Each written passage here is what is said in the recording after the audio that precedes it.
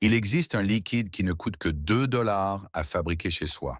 Il transforme le bois gris, craquelé et endommagé par le soleil, en lui redonnant l'état dans lequel il se trouvait le jour où il est sorti d'usine.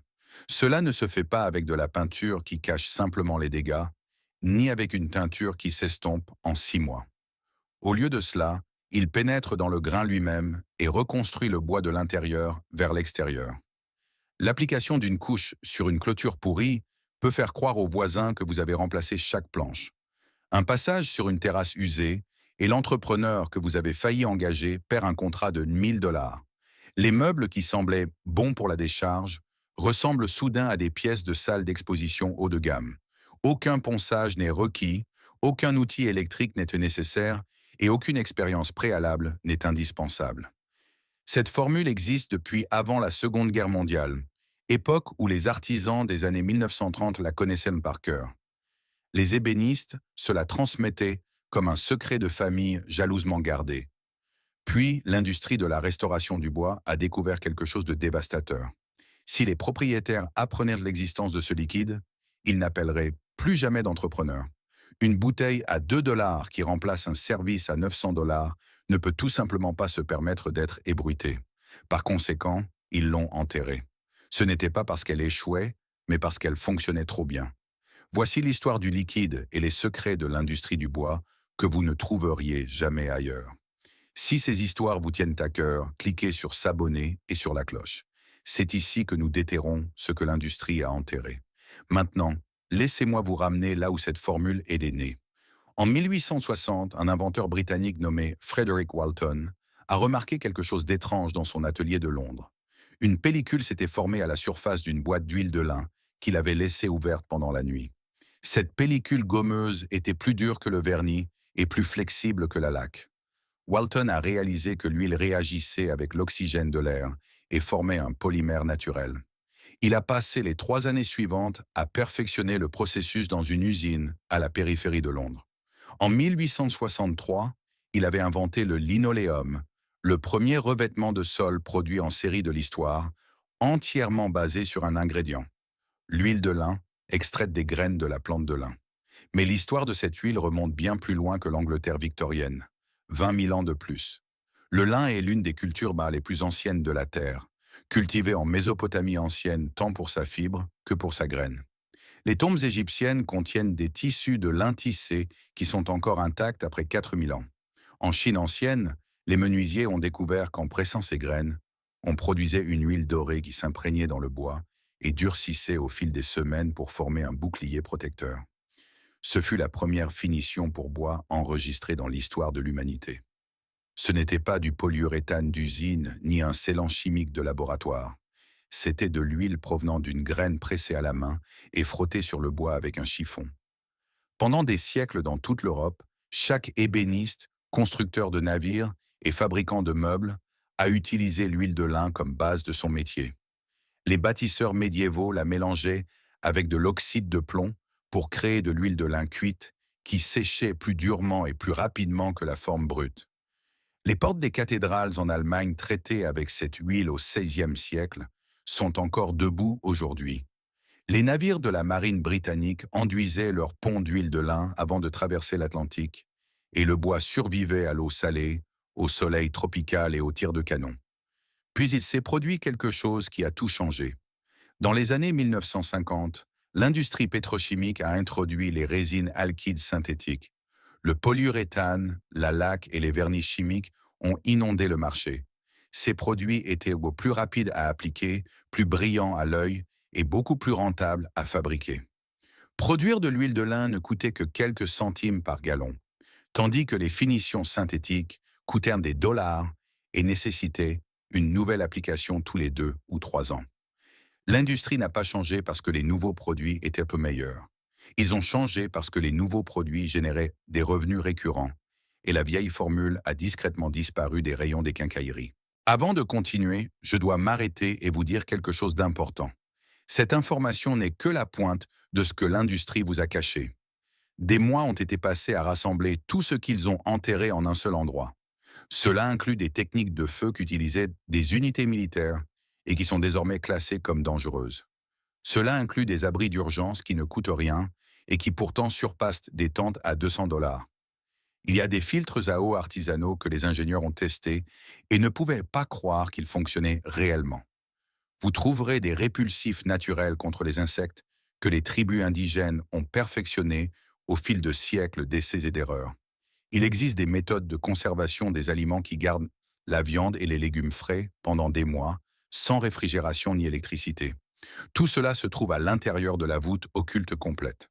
Seul le manuel d'art du feu contient 17 techniques que l'industrie des activités de plein air a supprimées des guides de formation publique.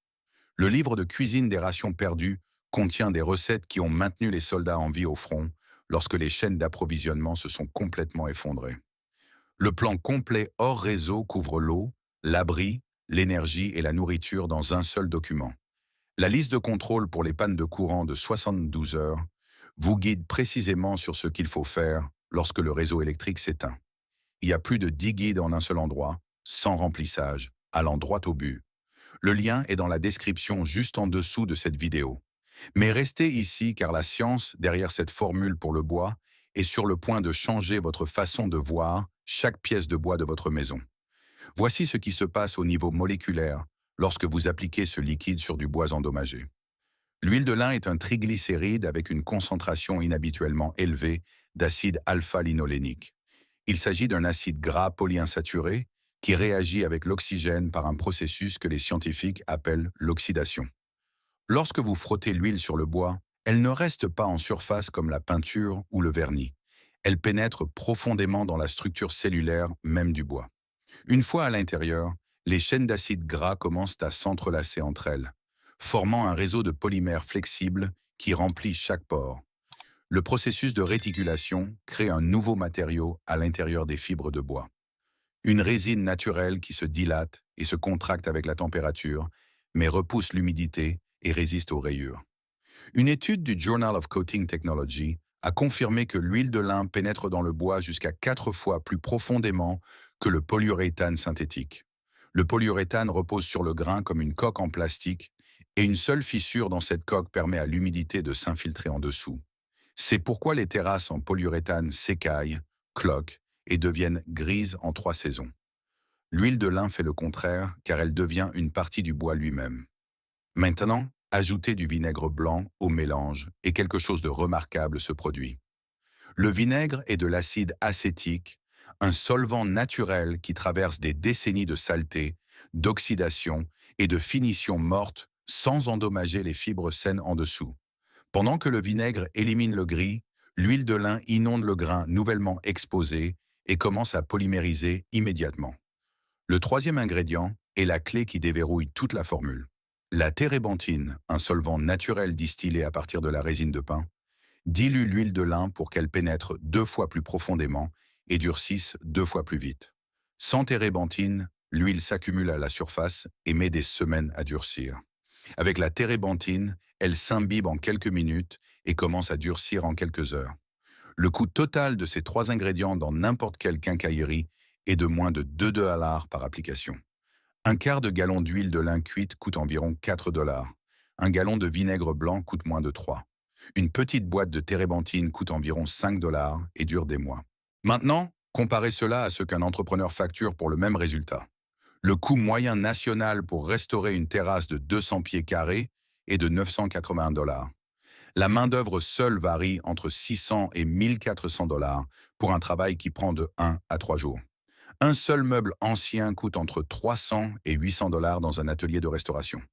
Et qu'utilisent la plupart des professionnels comme base chimique de leur processus de restauration? Ils utilisent des produits à base d'huile dérivée de la même chimie qui existe depuis 1860. Le surcoût n'est pas dans la compétence. Le surcoût est dans votre ignorance. Si vous êtes arrivé jusqu'ici, vous en savez déjà plus sur la restauration du bois que 99% des propriétaires.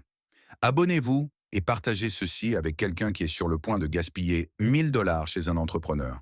Rappelez-vous, tout ce que l'industrie a enterré se trouve à l'intérieur de la voûte complète. Et le lien est juste là dans la description. Maintenant, restez avec moi car ce qui vient ensuite est la partie qu'ils ne veulent vraiment pas que vous entendiez. Pourquoi cette formule n'est-elle pas vendue dans toutes les quincailleries des États-Unis? Et pourquoi tous les entrepreneurs font-ils comme si elle n'existait pas? C'est parce que l'industrie de la restauration du bois génère près de 2 milliards de dollars par an, rien qu'en vente de produits. Le marché de la rénovation domiciliaire en général aux États-Unis a atteint 210 milliards de dollars de revenus annuels. C'est la taille de la machine qui profite de votre ignorance sur 3 ingrédients que vous pouvez acheter pour de la petite monnaie. Rien que le vernissage des terrasses coûte aux propriétaires une moyenne de 900 à 2700 dollars par projet. L'industrie recommande de restaurer tous les 2 ou 3 ans. Cela représente 1000 dollars tous les 3 ans pour une seule terrasse. Sur 20 ans de possession d'une maison, c'est presque 7000 dollars dépensés pour une seule plateforme en bois derrière votre maison. Une plateforme que vous pourriez entretenir vous-même pour moins de 10 dollars au total, en utilisant une formule antérieure à l'invention de la télévision.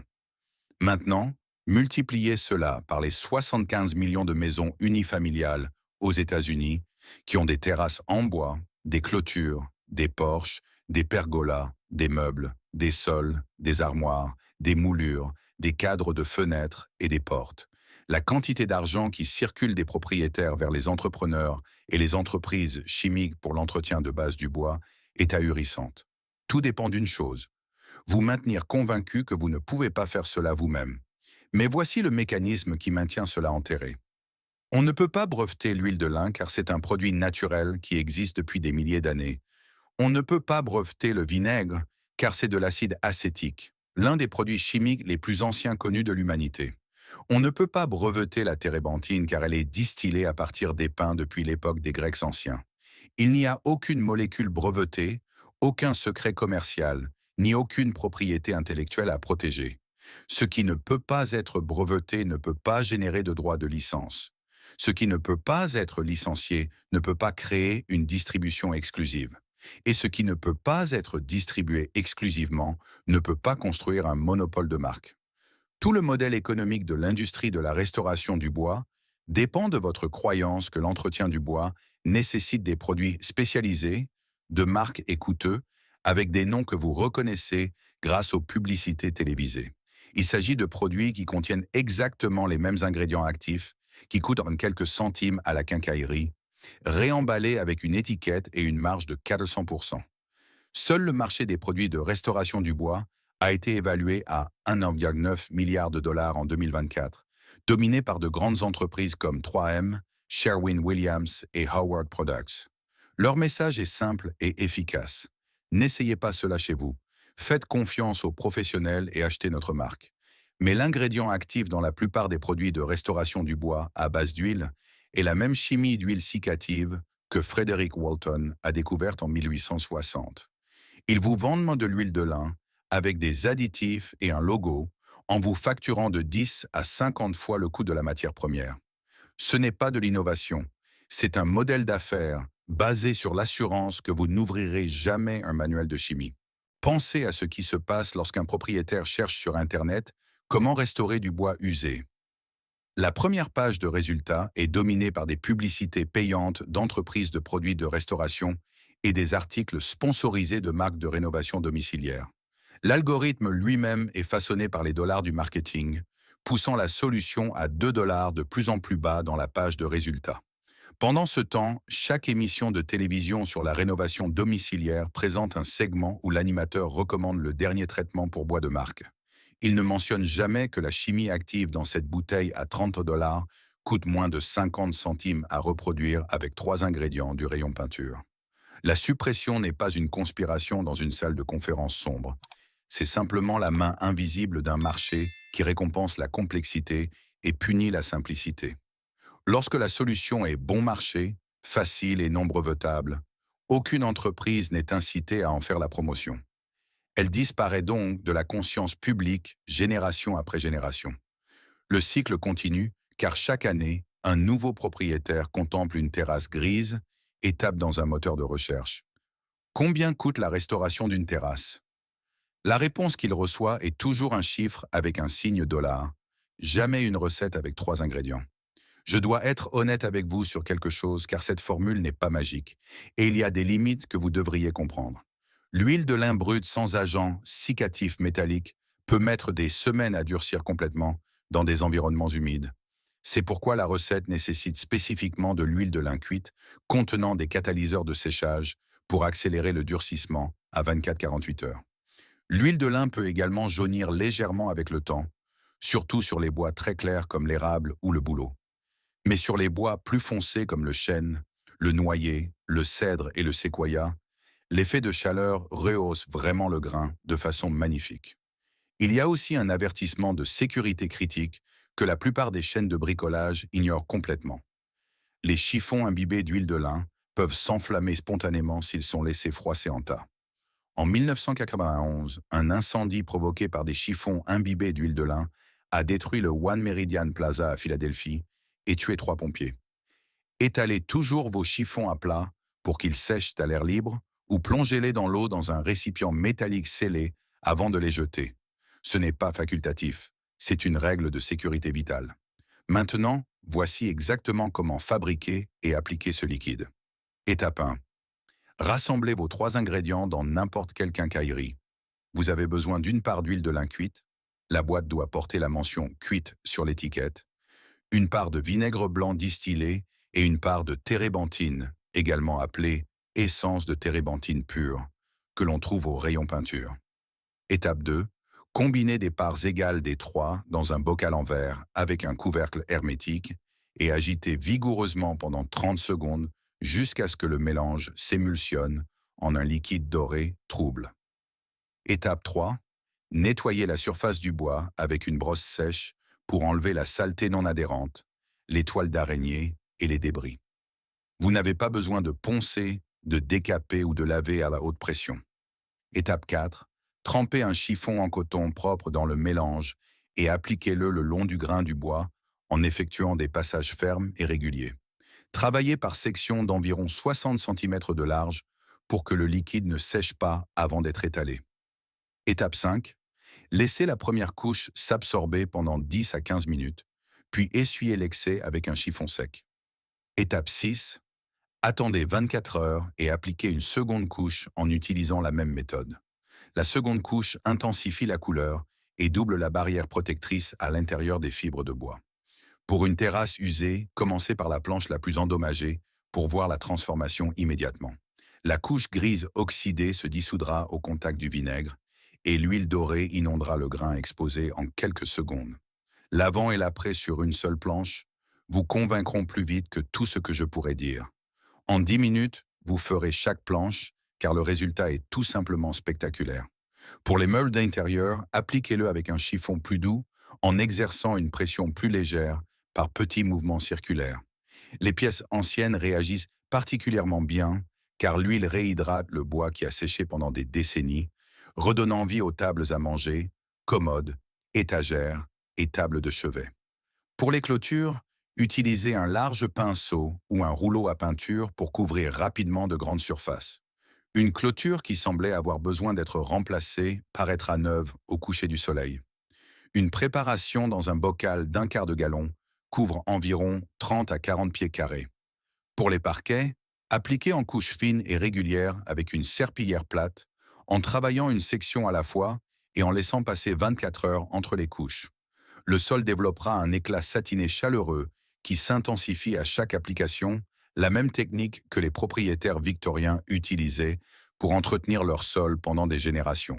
Un entrepreneur vous facturerait 600 $ ou plus pour cette même surface de couverture sur une seule terrasse. Une entreprise de restauration de sol établirait un devis entre 3 et 7 $ par pied carré, transformant une pièce de 200 pieds en une facture de 1400 $. Vous venez de le faire pour moins de 2 $ de matériel et 20 minutes de votre temps. La finition dure car l'huile de lin ne repose pas en surface en attendant de s'écailler. Elle vit à l'intérieur du bois. Ce savoir n'a pas disparu parce qu'il a cessé de fonctionner. Il a disparu parce qu'il fonctionnait si bien que toute une industrie a dû faire semblant qu'il n'avait jamais existé. Pendant 20 000 ans, les humains ont protégé le bois avec de l'huile de graine et de l'acide de grain fermenté. Vos grands-parents connaissaient cette formule. Elle était mélangée dans des bocaux en verre dans les garages de toutes les petites villes. Puis une génération a cessé de la transmettre parce qu'une publicité télévisée lui a dit qu'il existait une méthode plus coûteuse. Mais maintenant vous le savez. 3 ingrédients, parts égales, Un bocal, un chiffon, 20 minutes. Cette terrasse grise pourrait paraître neuve dès ce week-end. Si cette histoire a changé votre façon de voir le bois de votre maison, s'il vous plaît, abonnez-vous et aimez cette vidéo. Nous découvrons l'histoire qu'ils ont essayé d'enterrer. Protégez votre avenir et partagez ce savoir. Le prochain dossier s'ouvrira bientôt.